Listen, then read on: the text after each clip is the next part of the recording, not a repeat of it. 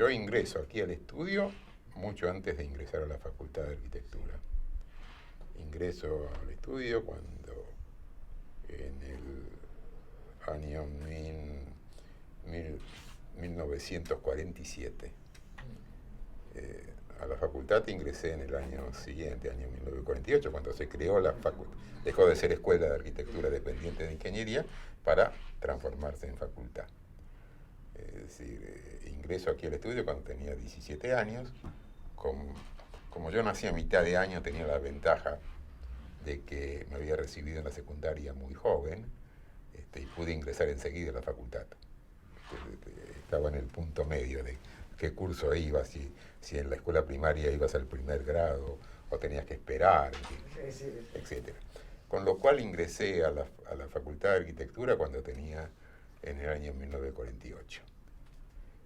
En la segunda mitad del siglo pasado fui testigo y en gran parte protagonista de todo lo que estaba pasando en materia de arquitectura. Te das cuenta, años 50, 48, 49, 50, el movimiento moderno en plena ebullición.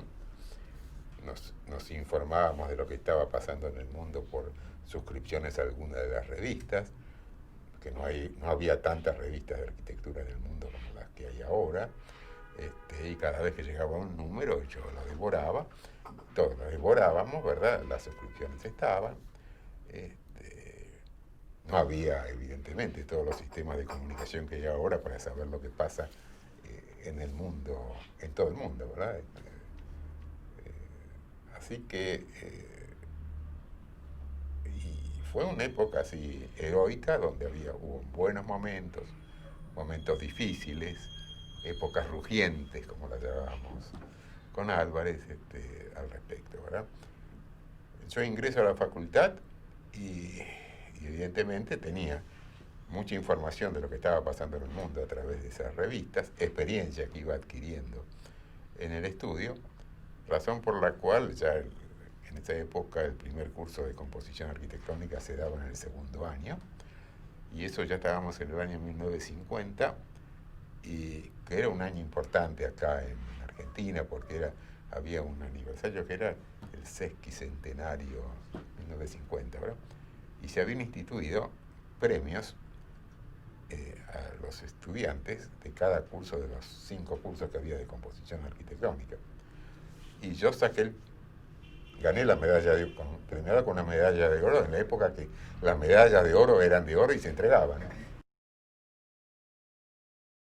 Yo ingreso a la Facultad de Arquitectura en el año 48, año de su fundación, y egreso con un rollito con el título de arquitecto en el año 2005. Sí. Pasaron muchos años de una carrera muy larga, ¿verdad? Bueno, ¿por qué pasó? Bueno, a poco de haber ingresado a la facultad, conté lo del año 50, 51, comienza los primeros escarceos sobre el tema del Teatro San Martín. Había que trabajar 24 horas, y a mí me divertía, así que dejé de, total, digo, aquí voy a adquirir más experiencia trabajando en esto, que yendo a la facultad puedo volver en cualquier momento. Y en cualquier momento no llegó casi nunca, ¿verdad? Porque ya me metí, me enganché, era otra situación, ¿verdad? La que yo ya tenía. Además ganaba muy bien, con lo cual todos así fue la historia, y muchos años después, con el apoyo de muchos amigos y colegas, compañeros de la facultad de esa época, mía, etcétera, etcétera, etcétera, se viabilizó el que me reincorporaran a la Facultad de Arquitectura, que me rematricularan, porque yo no solo tenía el plan nuevo, novísimo, viejísimo, y todo lo demás era imposible comprender. Se hizo un primer intento en la época que Manolo era decano. En fin, yo no me moví mucho para cumplir con todas las tramitaciones que eran difíciles. Después volvimos a hacer, y ese sí tuvo éxito cuando Berardo fue decano, pero hubo que conseguir algo que evidentemente yo creí que no se podía conseguir, y que la reincorporación mía a la universidad tenía que ser firmada por el Consejo Superior Universitario. Entonces tengo ahí la resolución donde firman los decanos de todas las facultades en virtud de no sé qué cosa. Pero en la conversión que alguien hizo, que yo no sabía cómo se hacía todo esa cuestión de conversión de planes, cuántas materias tenía que dar, aparecieron dos materias de lo que hoy se llamaba, estamos a los años 90, se llamaba ciclo, el de ingreso, el ciclo básico era, ciclo común, CBC era, ¿verdad? CCB, etc. Y surgía de que tenía que hacer dos materias de ese ciclo básico, que las tuve que dar en los exámenes. Fue muy divertido, no me acuerdo, era más bien bastante de información bastante politizada la que se hablaba de historias políticas contemporáneas, bueno, tan contemporáneas, que yo era tan contemporáneo de lo que querían que dijera, sobre lo que hablaba, que yo evidentemente lo conocía, ¿verdad? Es decir, efecto del 17 de octubre, no sé qué cosa, le digo, no, yo viví en esa época y sé lo que paseo y sé cómo lo vi, le digo, así que hablaba muy bien. Con lo cual me reincorporé, di los exámenes, 6, 7 exámenes en la Facultad de Arquitectura, incluso manteniendo el promedio de notas que tuve, cosa que tenía, que era un promedio alto, y así me pude recibir y obtener el diploma que ahí está colgado en esa fecha, ¿verdad? El intendente era arquitecto. El intendente de esa época era el arquitecto Sabaté. Y Sabaté quería hacer obras y tenía el respaldo del Poder Ejecutivo, y concretamente el respaldo de Eva Perón, con lo cual desarrolló un plan de obras de unas 20, aproximadamente 20 obras en toda la ciudad. Y elaboró, no sé si intervino la Sociedad de Arquitectos o no, una lista de 20 estudios para poder hacerlas todas esas rápidamente y encomendarle a cada uno de los estudios, de los 20 estudios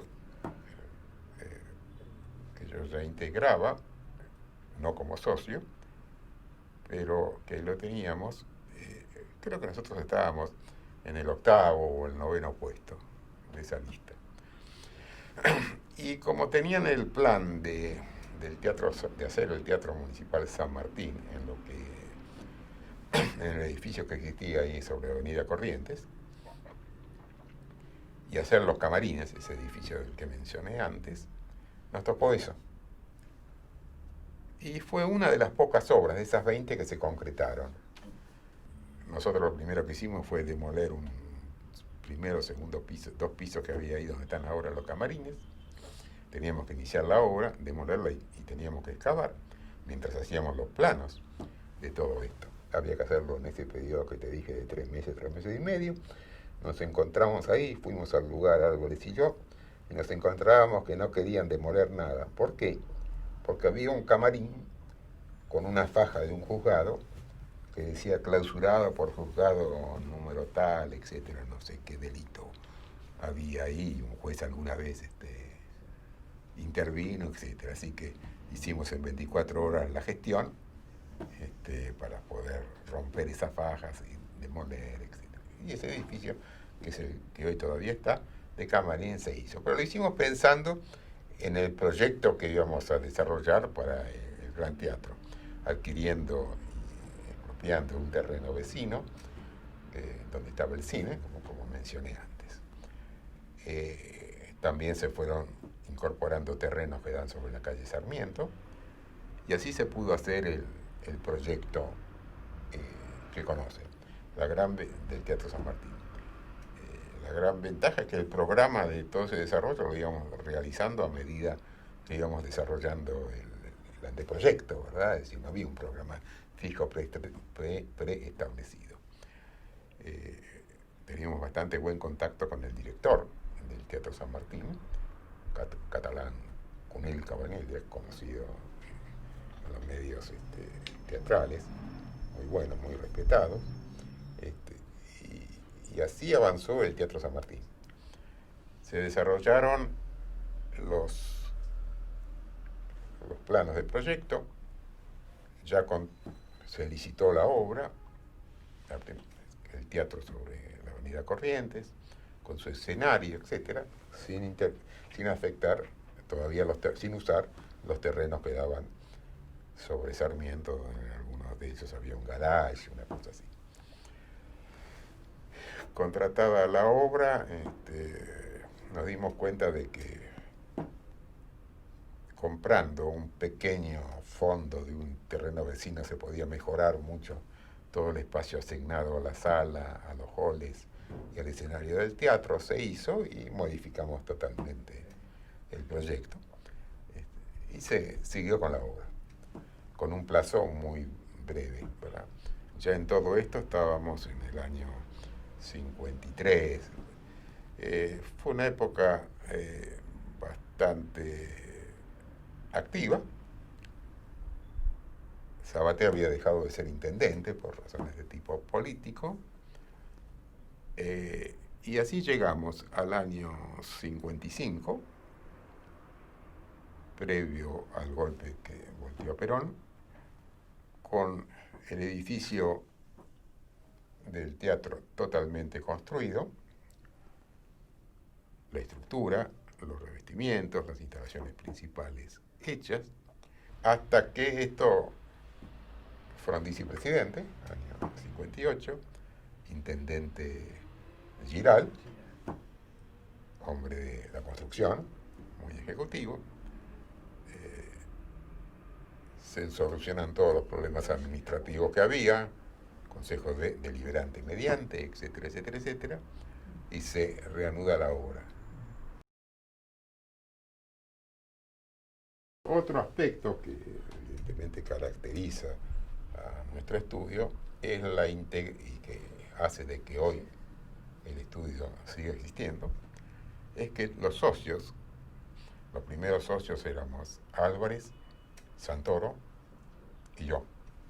Luego se fueron incorporando otros socios hasta llegar a lo que somos hoy. Bernabó, que es hoy el más activo de nuestros socios, junto con Álvarez hijo. El más joven es Sabatini, y Rivanera, que es otro de los, más bien, tiene 10 años menos que yo de edad, y que bastante, de mucha experiencia en las obras, etcétera. En todo esto son los importantes. Esto tal vez sea el secreto, una de las claves por lo cual este estudio sigue funcionando, por lo que son distintas generaciones que, bueno, yo soy el último de los que queda, por eso yo me llamo socio, yo mismo hago la broma, socio, línea fundadora.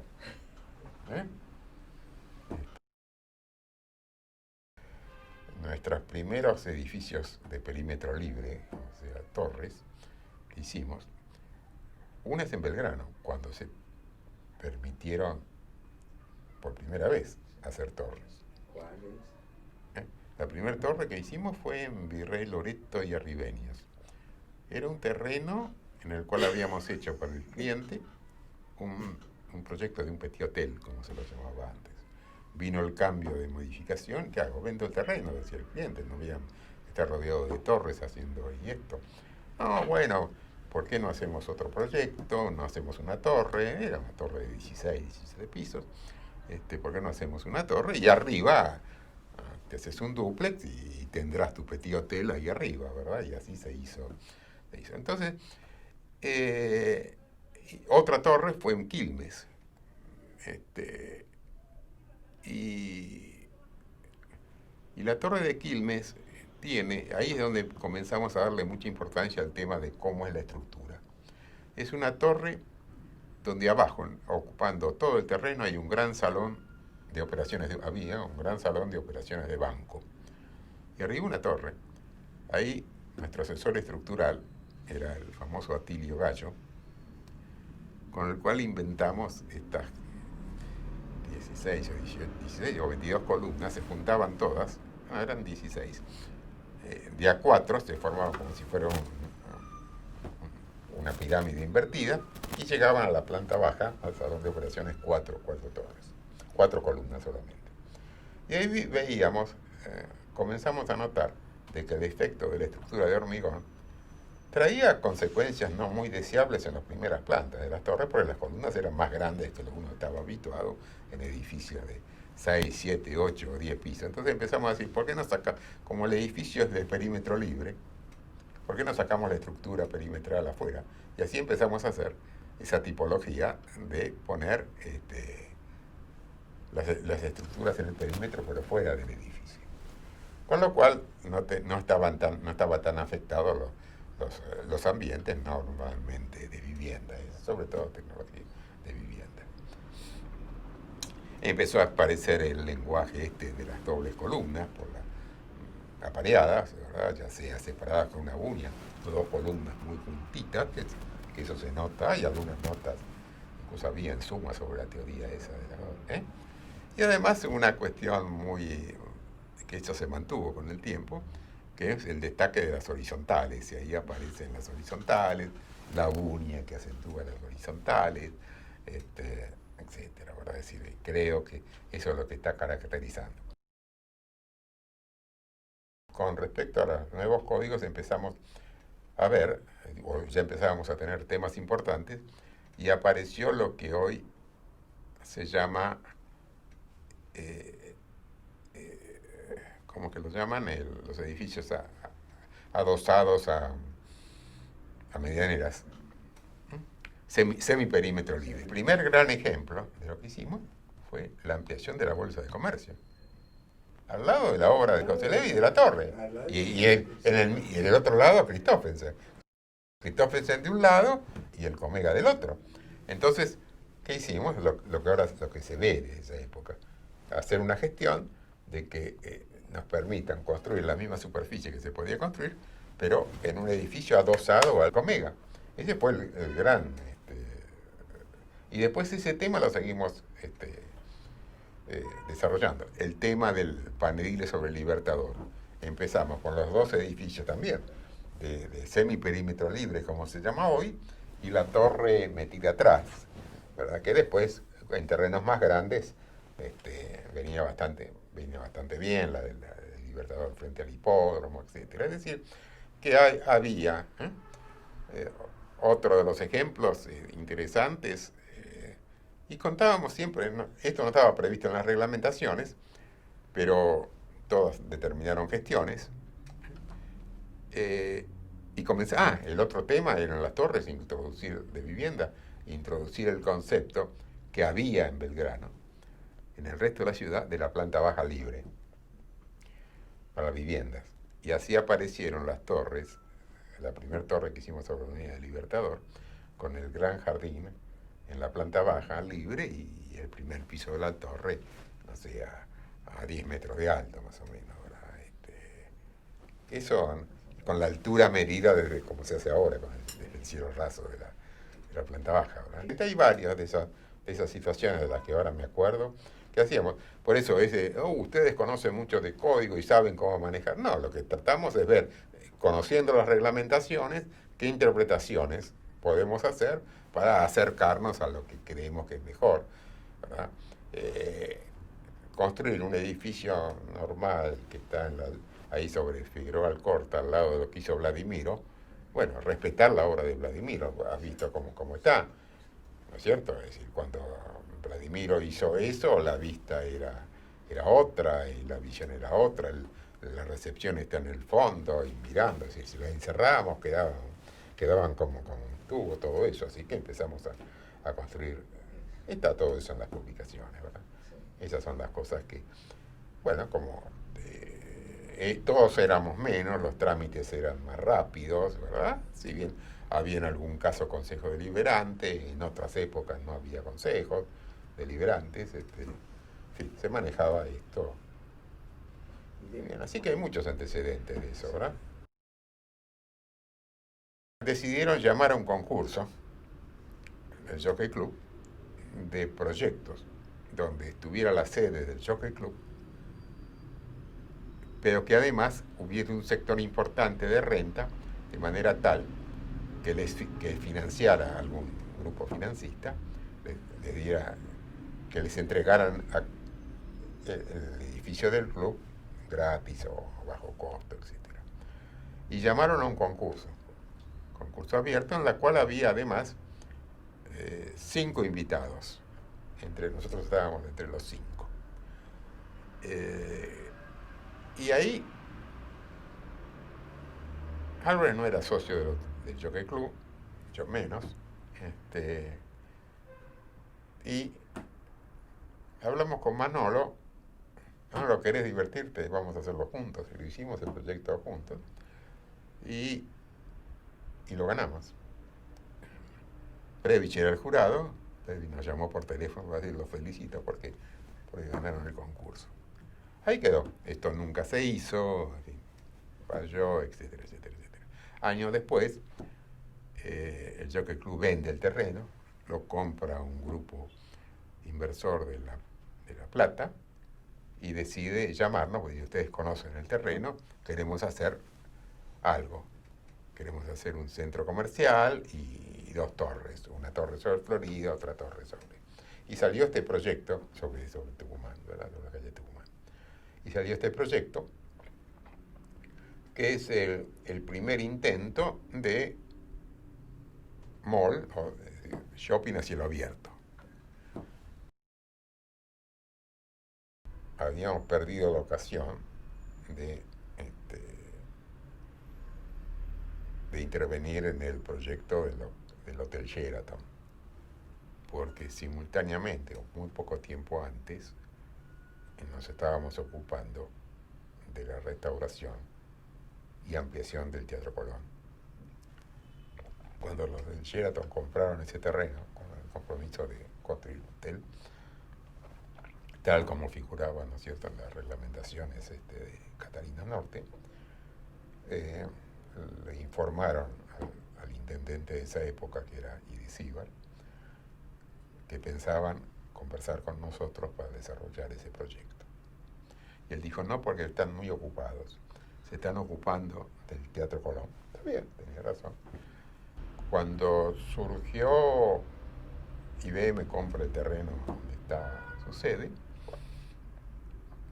vinieron aquí a buscar arquitectos y hicieron entrevistas a los 4 o 5 oficinas que había importantes, que había grandes, con experiencia en Buenos Aires, y nos dirigieron a nosotros y a posteriori nos dijeron que nos habíamos elegido porque sabían que nosotros no teníamos ningún proyecto desarrollado en Catalina y que nos íbamos a romper el que te dije para ver.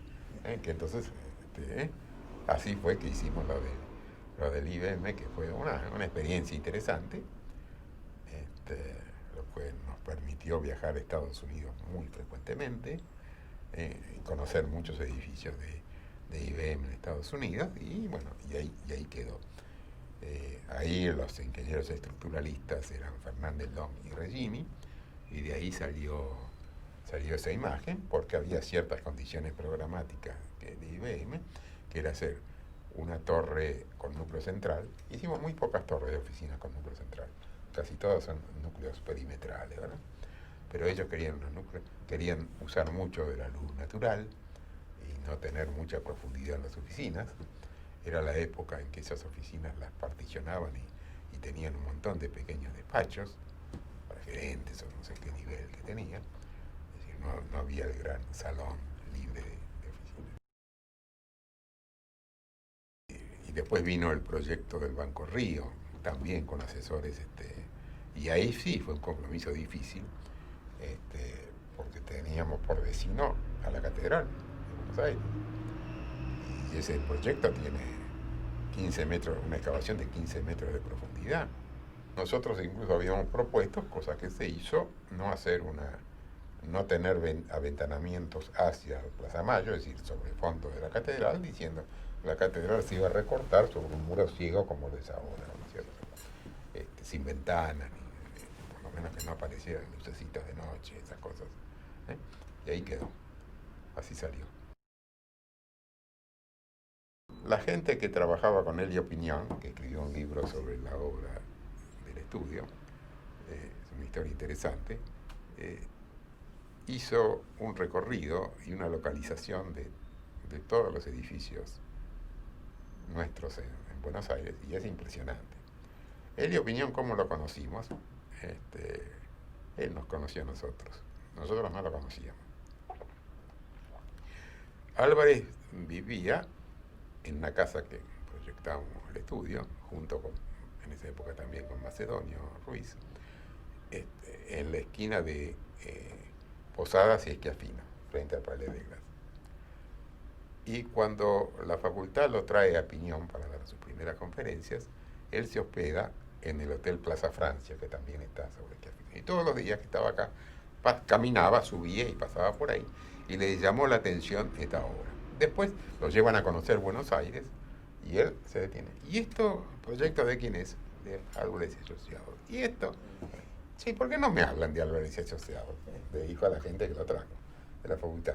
Porque le iban señalando, ¿y esto? El Teatro San Martín. ¿De quién? ¿Y esto? De cuando empezaba a hacer esos recorridos.